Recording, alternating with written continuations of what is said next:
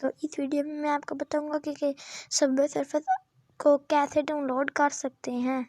चलिए वीडियो को स्टार्ट करने से सबसे पहले जाना है गूगल क्रोम पे, वहाँ पर जाके सर्च करना है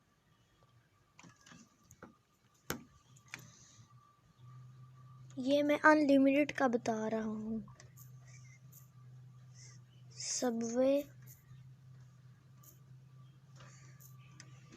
सर्फर्स अनलिमिटेड APK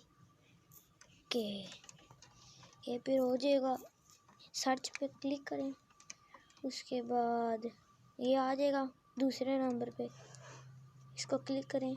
apkpure.com में ये भी, फिर स्क्रॉल डाउन करें, फिर ये लिखाएगा download Subway Surfer mod unlimited coins की, इसके ऊपर क्लिक करें। मेरा तो पहले से हुआ है इसलिए मैं नहीं करूँगा।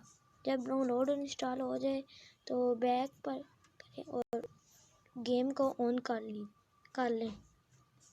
ये गेम मेरी आ चुकी है। ये अगर वीडियो अच्छी लगी हो तो चैनल को सब्सक्राइब और घंटे के बटन पर क्लिक करें और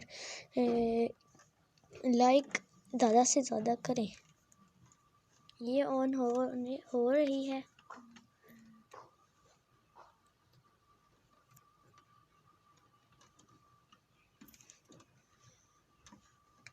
ये स्टार्ट हो गई, इसलिए मैं वीडियो को ऑफ